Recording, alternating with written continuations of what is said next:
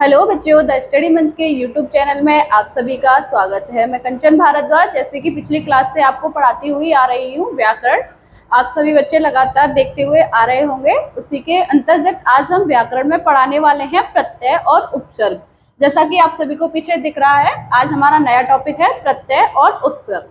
ठीक है, इसको एक बार समझने की कोशिश करते हैं। प्रत्यय क्या होता है, उपसर्ग क्या होता है। ठीक है, आइए और समझने की कोशिश कीजिए। उपसर्ग एवं प्रत्यय सभी को दिख रहा है ना, साफ क्लियर है ना। उपसर्ग एवं प्रत्यय तो शब्दांश, एक शब्द होता है शब्दांश, जिसके शब्द को ही पढ़कर हमें समझ आ रहा है कि शब्दांश यानी कि शब्द का अंश। तो शब्द के दो अंश होते हैं। ठीक है, शब्द के दो अंश होते हैं। पहले को हमने नाम दिया है उपसर्ग, उपसर्ग, एवं दूसरे को हम नाम देते हैं प्रत्यय। ठीक है, दूसरे को हम नाम देते हैं प्रत्यय। उपसर्ग क्या होता है?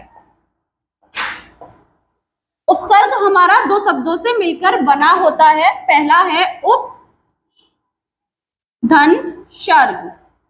ठीक है, उपसर्ग हमारा दो शब्दों से मिलकर बना होता है, उप, धन, सर्ग। उप का अर्थ यहाँ होता है समीप, उप का अर्थ यहाँ होता है समीप, एवं सर्ग का अर्थ होता है, या सर्ग का अर्थ होगा सृष्टि करने वाला। ठीक है, सृष्टि करने वाला। सर्ग का अर्थ क्या होगा? सृष्टि। ठीक है, सृष्टि करने वाला। उपसर्ग हमारे दो शब्दों से मिलकर बना होता है, उप, धन, सर्ग। उप का अर्थ होता है समीप एवं सर्ग का अर्थ होता है यहाँ पर सृष्टि। ठीक है, अब यहाँ समझ लेते हैं प्रत्यय क्या होता है।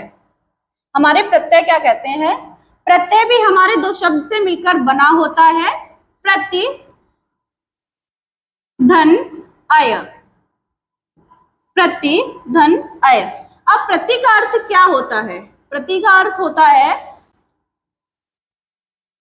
साथ में, साथ में, लेकिन, लेकिन बाद में। ठीक है, प्रति का अर्थ यहां होता है साथ में लेकिन बाद में। अय का अर्थ यहां होता है हमारा, अय का अर्थ होता है चलने वाला, चलने वाला।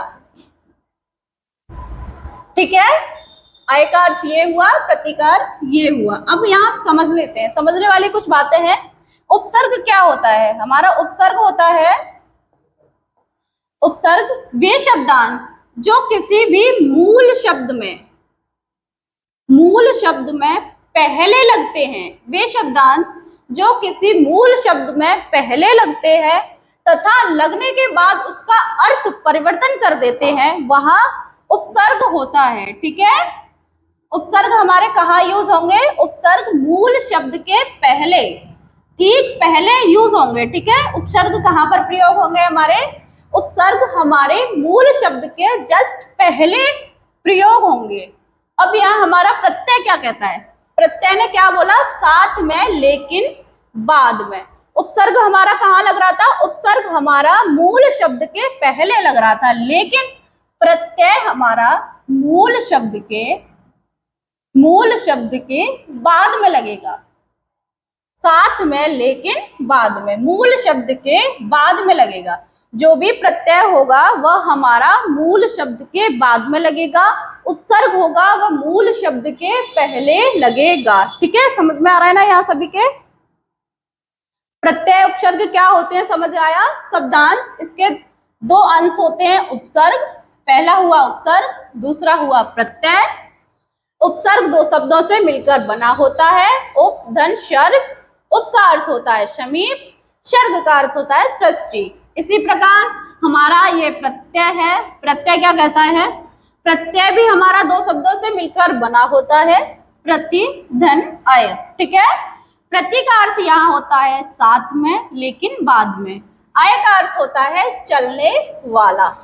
उपसर्ग मूल शब्द के पहले जुड़ता है, प्रत्यय मूल शब्द के जस्ट बाद लगता है।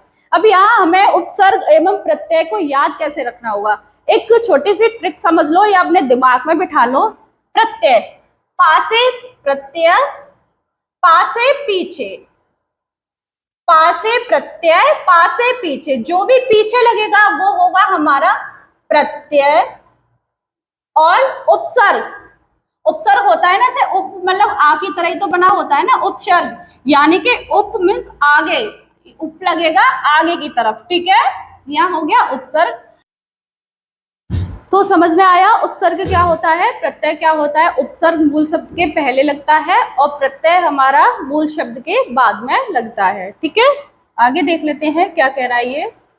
अब यहाँ डेफिनेशन है उपसर्ग की, एक बार ये जो आपके बुक्स में है वो डेफिनेशन लिखी गई है, एक बार यहाँ से भी समझ लेते हैं। उपसर्ग क्या कह रहा है, किसी भी भाषा में उस अव्यय या शब्दांश को उपसर्ग कहते हैं जो मूल शब्द, जो मैंने भी आपको समझाया था, जो मूल शब्दों के आरंभ में लगकर उनके अर्थों का विस्तार, परिवर्तन या उनमें कोई विशेषता उत्पन्न करता है। अब ये क्या कह रहा है, उपसर्ग क्या होता है, कोई भी, वही बात है, कोई भी मूल शब्द होगा, कोई भी मूल शब्द होगा उसके आगे लगेगा, आगे लगने के बाद उस शब्द का अर्थ परिवर्तन कर देगा, वही हमारा उपसर्ग कहलाएगा। जैसे आ, अनु, अप, वी आदि हिंदी के उपसर्ग हैं। आ, अनु, अप, वी आदि हिंदी के उपसर्ग हैं।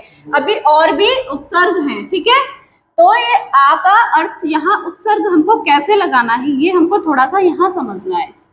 उपसर्ग हमारे कैसे लगाए जाते हैं, जैसे कि कोई भी शब्द है मूल, ठीक है, कोई भी हमारा मूल शब्द है, जब बहुत देर से बातें हो रही थी ना मूल शब्द मूल शब्द, तो ये होता है हमारा मूल एक कोई भी शब्द है। ठीक है, अब शब्द के आगे हमने आ हमारा उपसर्ग है। ठीक है, आ हमारा उपसर्ग है। यदि हम मूल के आगे आ लगा देते हैं तो ये हमारा बन जाएगा अमूल। ठीक है, अब उपसर्ग को तो तोड़ेंगे कैसे, इसको एक बार ये समझ लेते हैं, इसको तोड़ेंगे कैसे। जैसे आ धन मूल, ठीक है, आ धन मूल, यानी कि मूल में हमने आ लगाया, आ उपसर्ग लगाया, कहाँ लगाया है, आगे, पहले। ठीक है, मूल में हमने आ उपसर्ग लगाया तो हमारा बनता है अमूल, यानी कि अर्थ को परिवर्तन किया। समझ में आया ना, अमूल। ऐसे ही हमारा है अप, ऐसे ही हमारा है अप। बार अच्छे से समझने का कोशिश कीजिएगा, समझ में आएगा अच्छे से। एक हमारा उपसर्ग है अनु, ठीक है, एक उपसर्ग है हमारा अनु, यहां हम लिख लेते हैं अनु।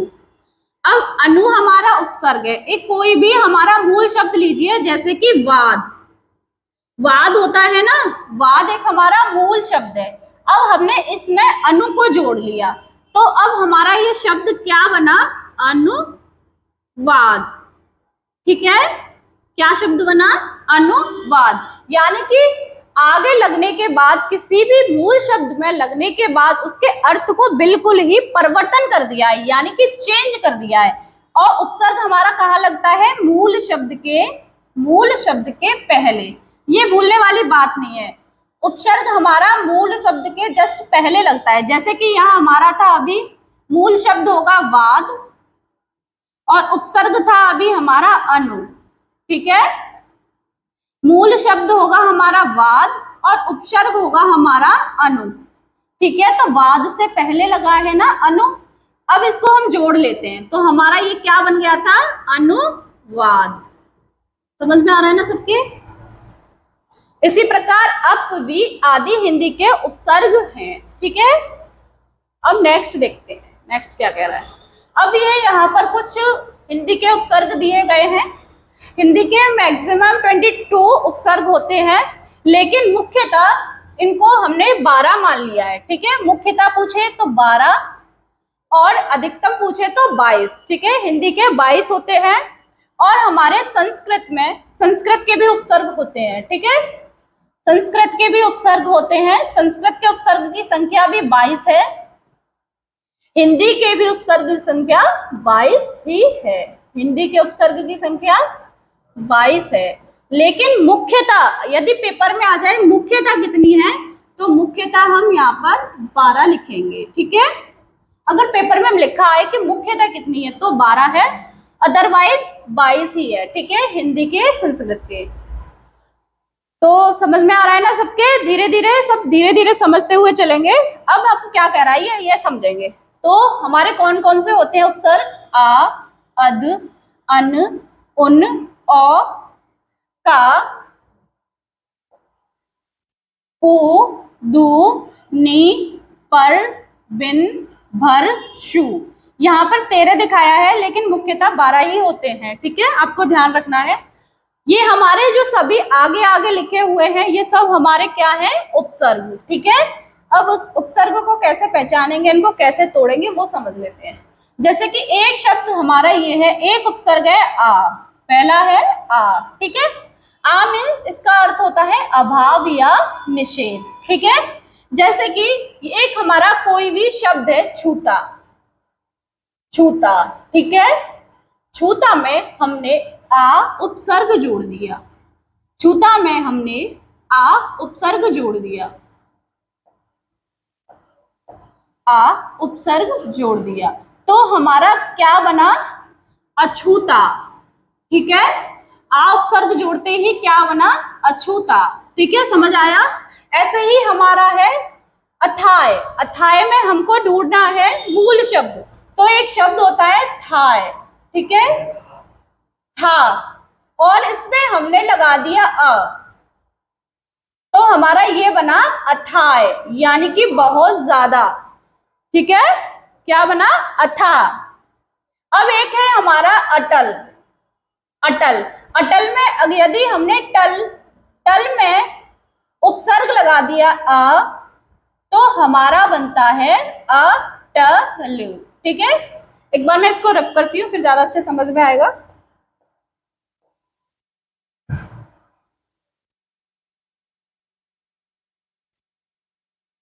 इतना ज्यादा जरूर ध्यान रखना है कि उपसर्ग हमारे मूल शब्द के पहले लगता है, ठीक है, उपसर्ग हमारे मूल शब्द के पहले लगता है। अब एक हमारा उपसर्ग है अध, अध मीन्स आधा, ठीक है, उपसर्ग है अध।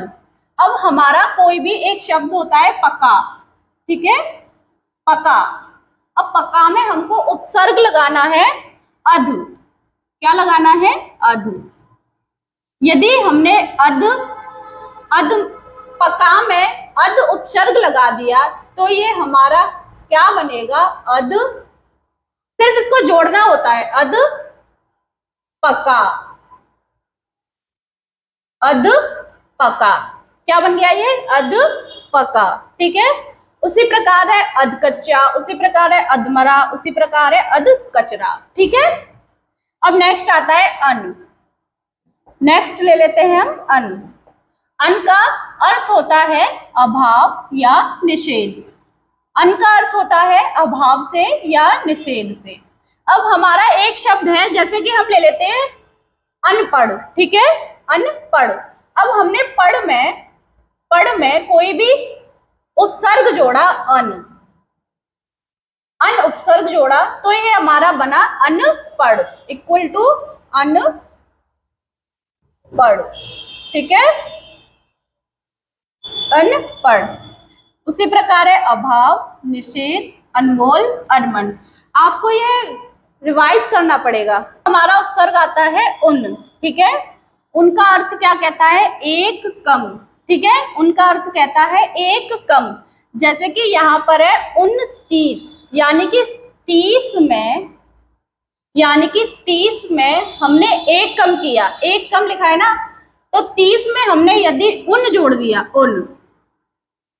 उन उपसर्ग जोड़ा तो हमारा शब्द बनता है 29, ठीक है, 29। इसका अर्थ परिवर्तन हुआ ना। इसी प्रकार है 59, 69, 39। अब आपको ये जो चौथा वाला है उपसर्ग, ये बहुत ही इजी है, याद रखना है। उन यानी कि एक कम, ठीक है, ये याद रख लोगे ना, ठीक है। अब आता है पांचवा ओ अब आता है पांचवा ओ अब। ओ और अब का अर्थ होता है हीन या निषेध। आपको जरूरी नहीं है कि ये याद हो जाए, जो इनके अर्थ बताए जा रहे हैं जरूरी नहीं है आपको याद हो जाए। आपको सिर्फ उपसर्ग कैसे लगता है, मूल शब्द को कैसे पहचाना जाता है, कैसे उसको तोड़ा जाता है, ये सब समझना है। और ये सब आपको मूल शब्द को कैसे तोड़ा जाता है, कैसे समझ आता है, ये सब आपको पहले संधि अच्छे से पढ़ना होगा, तब ये जाके उपसर्ग आपको अच्छे से समझ आएगा। वैसे मैं कोशिश करती हूँ आप अच्छे से समझ जाओ। ओ और अब हमको एक शब्द बनाना है, उपसर्ग है हमारा हमारे पास ओ और अब, ठीक है। जैसे कि गुण, कोई हमारे पास शब्द है गुण, हमारे पास एक शब्द है गुण, गुण में हमको लगाना है ओ लगाने से हमारा शब्द बदला और बन गया ओ गुण, ठीक है। शब्द बदला और बन गया औगुण। ऐसे ही है औघर, औशर, औशान, ठीक है। अब छठवां उपसर्ग आता है हमारा का। छठवां उपसर्ग आता है का, यानी कि बुरा या हीन, बुरा या हीन। तो एक हमारे पास है, एक कोई भी शब्द ले लेते हैं पूत, ठीक है। पूत, पूत तो भाई सबके अच्छे ही होते हैं, सबकी मम्मी को पसंद आते हैं, है ना, पूत। तो अब हम इसमें लगा देते हैं का उपसर्ग लगाया, का उपसर्ग लगाते ही हमारे शब्द में परिवर्तन होगा और ये बन जाएगा हमारा कपूत, ठीक है। ये क्या बन गया, कपूत, ठीक है। उपसर्ग लगाते ही हमारे शब्द में परिवर्तन हुआ और बन गया कपूत, यानी कि बुरा, कचौट, ठीक है। समझ में आया? एक बार स्क्रीनशॉट ले लीजिएगा, समझ में ना आए आप मुझे कमेंट करके पूछ सकते हैं। अब हमारा सातवां उपसर्ग आता है, ये हमारे जो लिखे हुए हैं इधर, ये हमारे उपसर्ग हैं, उपसर्ग है। क्या है ये? उपसर्ग है। कु, दू, नी, पर, बिन, भर, ये सब उपसर्ग है, ठीक है। इन्हीं से नया शब्द बनेगा। जैसे कि कु का अर्थ होता है बुरा, कु का क्या अर्थ होता है, बुरा।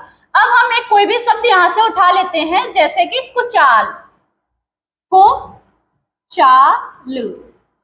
अब यहाँ हम समझते हैं कि इसमें हमारा मूल शब्द क्या है, यानी कि एक हमारा मूल शब्द क्या है। और आपको यहाँ ये भी बात समझनी है कि मूल शब्द ऐसा नहीं है कि हम कोई भी बना सकते हैं अपने मन से, ऐसा नहीं होता है। मूल शब्द का अर्थ निकलना चाहिए। जैसे कि यहाँ पर मूल शब्द है हमारा चाल, चाल एक शब्द होता है ना, चाल।